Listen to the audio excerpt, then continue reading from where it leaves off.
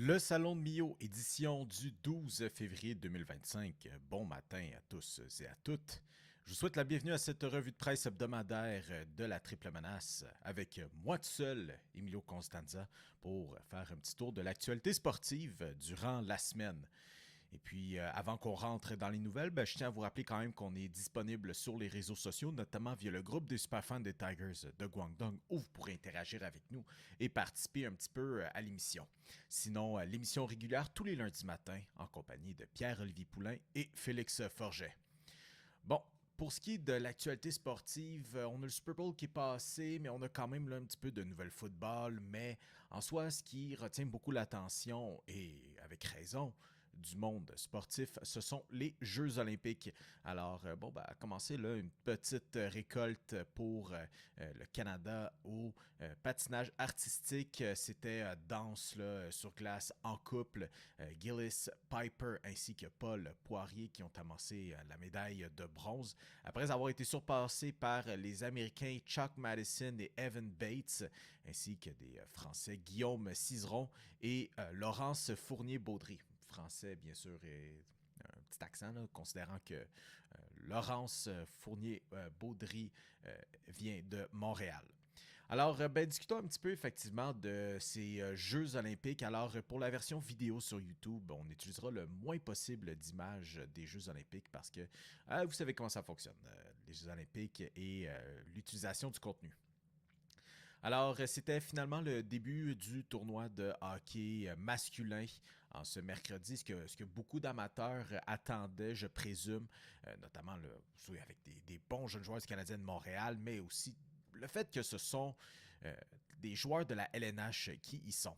Et à quoi bon parler des Canadiens de Montréal, ce n'est pas de parler de Juraj Slavkovski et la Slovaquie qui ont volé est un grand mot, mais qui ont battu les Finlandais de manière convaincante par la marque de 4-1, malgré que les Finlandais ont inscrit 40 tirs contre 25 pour les Slovaques. Slavkovski qui a ouvert la marque ainsi que le but d'assurance. Donc, le but qui a fait 3-1 et a amassé une passe sur le dernier but des Slovaques qui aurait pu en fait avoir son tour du chapeau, mais a perdu son bâton dans le processus, donc il aurait marqué dans un filet désert. Alors, la Slovaquie qui commence en feu de ce côté-là, comme je mentionne Slavkovski, 2 buts, une passe pour son pays natal. L'autre match qui a attiré l'attention, ce sont les Suédois contre les Italiens qui s'est terminé au compte de 5-2. Vous dites, ça aurait dû finir ainsi. Mais il faut quand même comprendre que pour une bonne partie du match, c'était extrêmement serré. Les Italiens ont marqué en premier même. Les Italiens ont marqué en premier dans ce match et ont ensuite égalisé à 2-2. Et ça a dû prendre une performance quand même très clutch des Suédois pour finalement mettre le clou dans le cercueil des Italiens. Encore une fois, on parle de performances qui attirent l'attention des amateurs de hockey. Que dire du gardien de but Damien Clara, qui vient de Milan en plus. Lui, c'est comparativement à d'autres patineurs parfois là, qui sont nés ailleurs et qui ont obtenu la nationalité ou l'autorisation de jouer pour un autre pays. Damien Clara est littéralement un Italien qui a effectué 48 arrêts, mais s'est blessé, donc a dû refiler la job. Mais en plus, l'arrêt en soi s'est donné sur un échappé de Elias Pettersson. Puis quel arrêt, je vous invite à aller voir les photos encore une fois. Je ne vais même pas me tenter à montrer des images de tout ce qui vient des Jeux olympiques en ce moment sur YouTube. Et puis sinon, si vous écoutez ça en version balado, sachez que c'était un magnifique arrêt.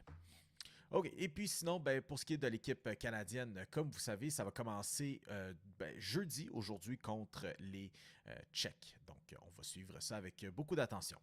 Du côté de la NBA, on a le match des étoiles qui s'en vient en fin de semaine, le tournoi des étoiles, appelez ça comme vous voulez, la fin de semaine des étoiles. Et en remplacement à Stephen Curry, qui ne pourra pas y être en raison d'une blessure, la NBA a décidé d'y aller avec Brandon Ingram des Raptors de Toronto. Et ce qui fait en sorte qu'en plus de ça, il y en a qui sont pas trop contents parce que ça fait en sorte que James Harden a été ignoré lors de cette sélection. Si on veut comparer un petit peu les chiffres, James Harden qui moyenne 25 points par match cette saison, Brandon Ingram qui moyenne un peu plus de rebonds, mais James Harden qui moyenne 8 rebonds et je dis 8.1 rebonds, mais c'est 8.1 passes décisives, 1,3 blocs vol de ballon par match, et bien sûr, il mène 90% dans les lancers francs. Alors, la NBA qui a quand même préféré Brandon Ingram, les partisans des Raptors vont s'en réjouir. Brandon Ingram qui moyenne 22 points cette saison a vraiment changé l'allure des Raptors de Toronto. Du côté de Dallas, on sait, la transaction, l'autre transaction d'Anthony Davis par après. Et Mark Stein nous sort que des sources lui auraient dit comme quoi un groupe d'investisseurs privés de Dallas, qui est mené par ailleurs par nul autre que Mark Cuban, tenterait de racheter les Mavericks de Patrick Dumont et de la famille Dumont. Une autre source lui révèle comme quoi, la famille est excitée à l'idée de garder les Mavericks et du futur de l'organisation dans l'ère Cooper Flag. Alors, est-ce qu'on revient déjà à l'époque Mark Cuban? On sait qu'il a exprimé beaucoup de regrets suivant la transaction Luka Doncic, comme quoi s'il était encore plus dans les parages, ça ne serait jamais arrivé. Mark Cuban a vendu ses parts de la franchise en décembre 2023. D'ailleurs, Brad Townsend, qui lui est attitré à la couverture des Mavericks, mais on ne parle pas d'eux aujourd'hui, comme quoi le Conseil des gouverneurs voterait cet été pour approuver une expansion de 2 nouvelles équipes, comme quoi Vegas et Seattle sont parmi les équipes ou les villes favorites pour recevoir une équipe. On sait la NBA a beaucoup d'attrait pour Las Vegas. On avait les tournois de la Coupe de la NBA. Seattle qui a déjà eu une équipe de la NBA jusqu'en 2008. Alors, à suivre de ce côté-là, on sait que Montréal faisait un peu partie des discussions, mais vraiment, je pense qu'on veut rester à l'intérieur des États-Unis et on va y aller avec Las Vegas, Seattle. Même si on devait aller à l'extérieur des États-Unis, j'ai bien peur que Mexico, la ville du Mexique, soit favorisée à Montréal. OK. Si j'ai dit que, la NFL c'est terminé, mais ça ne veut pas dire pour autant qu'il n'y a pas de nouvelles qui nous sort de la NFL. David Njoku, l'ailier rapproché des Browns de Cleveland, est agent libre sans restriction pendant la saison morte et il a sorti un message sur les réseaux sociaux. Comme quoi, il ne serait pas de retour avec l'équipe. Un message, quand même émouvant, rempli quand même là, de bons mots de la part de Njoku pour Cleveland. Bien que l'équipe n'ait pas toujours connu de succès sur le plan collectif, surtout très récemment. David Njoku qui en 9 saisons avec les Browns de Cleveland, donc qui remonte à 2017, une mention au Pro Bowl. Et puis sinon, c'est 384 réceptions, c'est 4062 verges, 34 touchés en 118 matchs. Donc, il laisse quand même sa place dans cette organisation. Il va être maintenant à la recherche d'un prochain domicile. Et pour finir avec le baseball, on a les camps d'entraînement qui s'en viennent bientôt. On va pouvoir recommencer à regarder les Blue Jays et les Dodgers et les A's une dernière fois avant de tomber en lockout. Non, mais plus réellement. On apprend de Justin Verlander qu'il sera de retour avec les Tigers de Détroit. Il a annoncé via justement une vidéo sur les réseaux sociaux où il dit « Back where it all started ». De retour là où tout a commencé, parce que Justin Verlander, qui dû haut de ses 43 ans qu'il va avoir dans une semaine, a commencé sa carrière avec les Tigers de Détroit en 2005 et a porté les couleurs de l'équipe jusqu'en 2017, là où il a voyagé après dans quelques équipes à gauche et à droite. Alors il va retourner avec les Tigers de Détroit qui tenteront encore une fois d'être compétitifs. Les Tigers qui ont quand même là maintenant un bon groupe de lanceurs pour épauler Verlander. On ne verra pas très souvent, là, pour vous donner une idée. Pour l'année dernière, Verlander a été présent sur la butte 29 fois.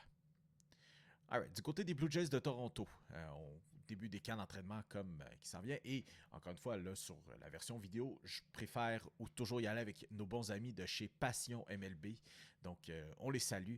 Mais du côté des Blue Jays de Toronto, Anthony Santander qui sera absent pour au moins 5 mois pour revenir d'une opération chirurgicale à son épaule. Donc, et même Charles-Alexis Brisebois qui précise là, 5 à 6 mois réellement. Là, puis ce qui provient de John Snyder aussi, mais bref, minimum 5 mois qu'il ne sera pas là. Et c'est un peu la même chose aussi pour Shane Bieber qui ne sera pas là pour le lancement de la saison. Donc lui aussi là, qui a... c'est la fatigue à son avant-bras, donc de son bras droit, celui avec lequel il lance. Alors il ne pourra pas commencer la saison avec les Blue Jays de Toronto. Dernière nouvelle qui nous provient là, de Philippe Aumont. On a un peu entendu comme quoi il reviendrait dans les majeurs. On n'est plus trop sûr avec les Blue Jays de Toronto. Mais le problème, c'est que ça peut compromettre une place à la Classique mondiale de baseball. Donc, Philippe Aumont a publié sur son compte Facebook « Bon matin à tous. Les pompiers ont été contactés. On va éteindre le feu. » Durant la soirée, des articles ont commencé à circuler disant que j'avais signé un contrat avec les Blue Jays et que mon retour au jeu allait bien au-delà de ma participation à la Classique. Mais il a précisé que c'est pas vrai, quoique il y a quand même des sites qui montraient qu'il était sous contrat avec le Buffalo, donc la filiale. Des nouvelles règles à part de la classique de baseball et de la MLB font en sorte qu'un joueur à la retraite volontaire se retrouve dans une zone grise en ce qui concerne les assurances et certains aspects administratifs.